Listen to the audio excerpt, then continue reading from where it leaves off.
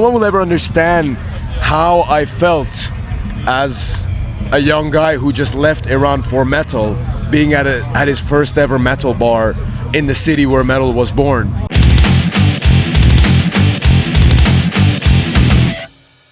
I'm Terry from the Midweek Mosh, and I am here with Shayan from Trivax. Hello. Hello. Pleasure to be here. You have played the Sophie stage today here at Bloodstock. What was it like? You've played the New Blood stage before, I believe. So what was it like going up from that to the Sophie stage? It's a dimensional upgrade, but it's also an upgrade in terms of the audience, for sure. And it's been 8 years since Trivax played at the New Blood stage, so and to be honest with you, it feels like yesterday. It literally feels like yesterday when I was like stood here doing like the first interviews back in 2018, and to be honest with you, what an absolute pleasure to come back. What an absolute pleasure to bring some of those songs live to people basically from all over, not just the UK, but from everywhere else, every walk of life, everyone who's here for the same reason that we're here, which is heavy fucking metal. So it's been an absolute pleasure, honestly. And what was the reception like? How I imagine the tent was absolutely packed. It actually was. I mean, you really set it up. Can you imagine how much it would have sucked if I said, "Oh, actually, it was really empty," like, and no one came to see us? But honestly, it was rammed. I couldn't believe it. It was like we were doing line check 1 minute, and I was checking the monitors. Went backstage to do my usual warm-ups and the push-ups and the stretching. Come back out as the show started, and it was like, oh my god, the whole tent was absolutely rammed. Great energy. And a really funny thing happened during the show. I mean, Trivax shows are not usually places for funny things. It usually gets very serious, very dramatic, quite emotional. We still had that element there, but halfway through the set, I see a group of people dressed up as like, I think like Muppets or something, like this American like puppet show with all these tall masks walking through the crowd in a line, and then they all started going into a circle pit immediately. Nice. It was like the most bizarre I've seen at a show, but you know what? We learned about the Banana Man incident, so when I saw those guys, I was like, you know what? You go for it. I'm not gonna stop you from having fun. Let's go, whatever. This is it. I love that because, you know, you need that duality in metal, don't you? You need the seriousness, the emotion, the like great release, but then you also need a little bit of fun, a little bit of silliness to go with it. Do you know what, Terry? We come to this conclusion with Trivax. For a long time, we sort of identified as a black metal band because that's just how we started, and then that sort of stuck around for a very long time. But we kind of took the plunge and we were like, you know what? Let's just call this Persian death metal going forward, or Iranian death metal, if you will, same thing. And I was like, you know, a big part of that reason was when it comes to black metal, I deeply love the genre, but it's a personal connection. And as far as being involved with the scene, I can't really personally relate to the values of what the scene stands for today, which is fine. They can sweep their side of the street and we can sweep ours. Yeah. That's fine. There's no bad blood. And at the same time, I feel like with Trivax, we do have a big message. When it's time to be serious, we can be serious, and it'll be maybe the realest and the deepest thing you can come across in metal scene. But at the same time, if people want to enjoy themselves at the festival, who am I to stop them? Yeah. They've paid to be at the festival. They want to enjoy themselves. No problem. As long as they're not bothering anyone else, go for it. And that moment in particular, I actually personally found it to be very funny. Yeah. So it added to my experience. So why not? Go for it. And I imagine that was a first at a Trivax show, a bunch of Muppets turning up and starting a circle pit. I think it was. Yeah. It was. And what better place to do it than Bloodstock's 25th anniversary? Right? Yeah. No, you're right. You make a very good point about that. And yeah, look, at the end of the day, I think with Trivax, whether there's anyone in the crowd or not, I had the same chat with my drummer as we were driving down here today, and I said to him, even if nobody showed up, I still want to just hear our riffs through those big speakers, and have a big stage to run around. So the fact that people want to be there and come in and enjoy that with us, it's a huge bonus. Yeah. So that's how we approach the show. So we have fun, and if that's infectious and the audience picks up on the enjoyment and the adrenaline, then that's a win-win. It definitely is, and Yeah. you've had quite the journey to get here. Not just for the not just for the Sophie stage, but the New Blood stage as well. You left Iran. Was it about in 2009, or have I got that way off? 2009 is the year we formed. Late 2011 is when I personally left Iran and reformed the band with a British lineup in Birmingham. In Birmingham. So 4th of December 2011 is the birthday of Trivax in the UK. I absolutely love that. And it was in Birmingham that you kind of formed this band together. Whether they're from Birmingham or not, you were in Birmingham when that happened. Mushroom Studios, 4th of December 2011, and the drummer who played with us on that day is the same drummer that we had on stage with us today, Matt Croton. So yes, Birmingham. That's fantastic. I am the Midweek Mosh. We're based in Birmingham. Yes. What is your kind of connection to Birmingham? You obviously came over from Iran to the city. What do you love about the city so much? There's a lot that I love about it. You know when you catch the 51 bus Yeah. on Walsall Road Yeah. and you get closer to Aston, there's that place where there's the pub where Black Sabbath used to go to when they were still Yeah. called Earth, and the swimming pool opposite, which used to be their rehearsal place back in the day. When I first moved here, I used to catch a bus through that on a day-to-day basis, and every day I was pinching myself like, I can't believe I'm here. And just being in the city, I remember I used to spend a lot of time at Scruffy Murphy's, Yeah. which we're happy to know is still going today. It Trivax is. has played a lot of its early shows there, actually.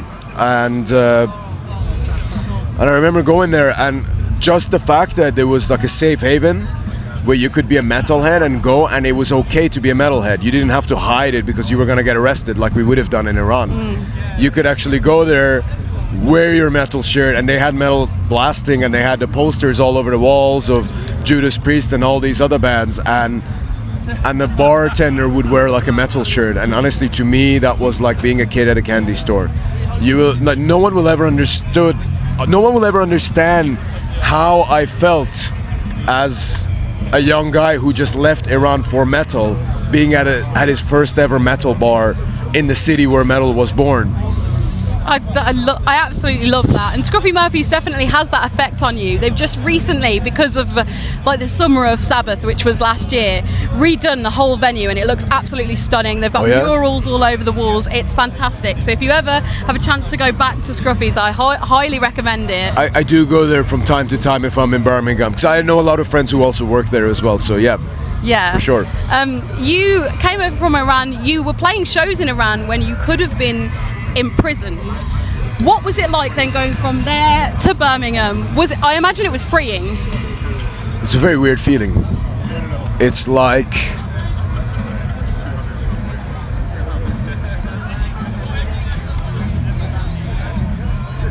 being inside a cage with no light, and then all of a sudden somebody comes and removes the cage, says, here you go. So where do I go? I'm not used to this. And I remember seeing my very first show in November 2011. It was Dimmu Borgir at the O2 Academy in the second room. Which is funny because their guitarist, who I saw on that show, and I was literally screaming at him from the top of my lungs, he's someone I can now call a friend. And it's nuts. It's nuts, because you have to understand, a lot of those guys who I saw, including that band, were people who I only thought existed in a TV screen. Because I used to watch their bootleg DVDs back in Iran, the World Misanthropy DVD that they had from early 2000s. I had a bootleg copy of that DVD that my guitar teacher burnt it on a disc for me. Nice. And I used to watch that religiously at home, being like, oh my god, look at these guys playing all these festivals and playing this music, and when they're doing the interviews they all look so fucking cool, and it's just crazy. And then and I was like, I can't believe they're right in front of me. That's you now. It is. It is. And now that's like the craziest part is when I have people coming up to me, you know, and there was actually, I asked the audience earlier, I said, are there any Iranians here? And it looked like a father and son. And I really hope to bump into them here. Because we were playing a cover of an Iranian pop song from the 70s. And I said, well, this one is dedicated to you guys, you know, but I can appreciate for them coming to a show like that. You know, I don't know how long they've been here. Maybe they've been to shows before. Maybe they haven't. And I get messages from young guys in Iran all the time who are like 14, 15 years old. Not even from like the capital city, from the small villages. Sending me messages on Instagram saying, hey man, I just picked up the guitar because I heard your interview on so-and-so. And this filled me with hope that maybe if I do this someday, maybe I can do what you're doing. Yeah. And I'm always like, yes, yes, yes. Please do what you're doing. I know it's dangerous and I know it's that, but the more of us are doing this, the more of you guys are doing this, we will become unstoppable. And that's how you start a revolution, right? Like the more people you get on board. That's exactly how you started. Yeah. Yes, you got it. What Can we just acknowledge something? I can hear Black Label Society playing No More Tears by Ozzy. Yes. And that is absolutely awesome. I love that. It's very, very apt considering we've just been speaking about Birmingham and how, well, lovely the city is. But I want to talk to you now about your latest album. The Great Satan. The Great Satan. And you have a lot of the Middle Eastern kind of fused into the metal, which is really nice. How important is it for you that even though you left around over 10 years ago, that you kind of keep that fusion, that kind of part of your heritage in your music? It's a great question. Obviously it's important because it's a differentiating factor. But I would also go as far as saying that when it comes to the intentionality of it, it's just something that's already in our blood and naturally spills over into the music. Yeah. Rather than it be this thing of, hey, we're an Iranian metal band, so we need to do this. It's more a case of, I own traditional folk instruments at home, and I'm like, well, I like the sound of that, so I put this part together. And I show it to the guys, and they're like, yeah, that sounds cool, so it ends up on the album. So, you know, art is, it's its own dragon. Sometimes all I gotta do is just let go of the dragon's tail and let it fly wherever it wants to go to. So that's the direction that our dragon named Trivax has taken us over these years. So we are watching that develop and evolve just the same as everyone else's. Yeah, and speaking of that dragon called Trivax that you've let go, I want to know what tracks did you play on today's set or in today's set that just really kind of had that cathartic release for you? That's a relevant question. So we did 6 songs. We tried to give everyone a bit of everything. So we did 2 songs from The Great Satan, To Liberation and Beyond, Operation Ramadan. We did 2 songs from Eloah Burns Out, Azrael and Alpha Predator, and then we had 2 songs which no one had heard of before. One of them being a song called Mullakhar, which is all in Farsi, from our next album, which is coming out next year. This was the live debut, and another live debut of a metal rendition of a Persian pop song from the 70s called Tangna by an artist called Feridun Furughi. And so was it the track from the 70s, was that the track that like really kind of, you know, had that cathartic release, or would you say it's some of the older stuff, or where would you? Yes, no, I appreciate that was the question. Or was all of it a cathartic release? It was all of it, but Tangna in particular felt very vulnerable because I've never sang clean on stage like I did today. And the crowd were very accepting and very gracious of that little experiment, I must say, and it felt right, and it felt good, and it felt an honor to highlight an artist who was a part of Iranian pop and contemporary Iranian music all the way throughout the 70s and the 80s, like even post-revolution. But the thing with him was that Feridun stayed behind after the Islamic Revolution in 1979 and thus was immediately censored and silenced. He was no longer allowed to perform music. He was no longer allowed to perform live shows or anything like that. And the thing about it was that he passed away in early 2000s. So in 2026, to come and stand on stage in front of what, 3, 4, maybe 5,000 people at the Sophie Tent and play one of his songs in England, it felt like an honor to do that. And he's made that journey with you. Like, He has. It's spiritual. He's one of my favorite artists. He has such a darkness to his lyrics, but then he, like for pop, if you read his lyrics, they are so dark, but he sings it in like this macho way. And I love that about it. It's such an interesting contrast. So it seemed to work in the metal context today. Now I let the audience be the judge for that one, but yeah, all of the songs felt greatly cathartic. And what can I say, you know, like, to me, I'm still digesting this and absorbing it just as the same as everyone else is.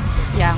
And last but not least, you just mentioned that you played 2 unreleased tracks from an album that's coming out next year. I'd love to know how much you can tell me about that album. Do you have dates? What can you tell us? I can tell you that it's the best work we've done to date. Yeah?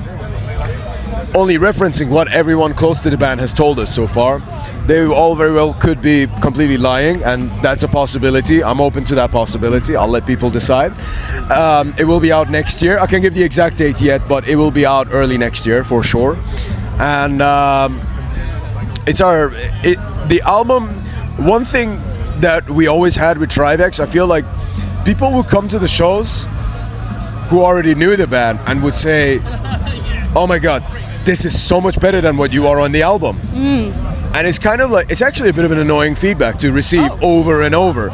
Like, on one hand, it's reassuring to know that the live shows are that powerful, and to be honest, people who do come to the live shows know that it's an experience. That's why I said to the crowd tonight when we opened, I said, "Welcome to the Trivax experience." And the thing with it is that this album, I feel like we actually really captured the live sound because of how myself and Matt Croton, our drummer, put everything together, and how isolated we both were with the recording sessions and how relaxed it was. And I feel like the energy is very visceral and it bites hard. So I'm excited to share it with everyone. Yeah. That sounds very, very exciting. I'm excited to hear it. I was just listening to the 2025 album as you came out, because this was very like instantaneous, this interview. So I'm very, very excited to hear it. Thank you so much for joining me. Thank you so much. Honestly, it's my pleasure. Thank you so much, Terry. That was a great interview. Yeah. Thank you so much. Thank you.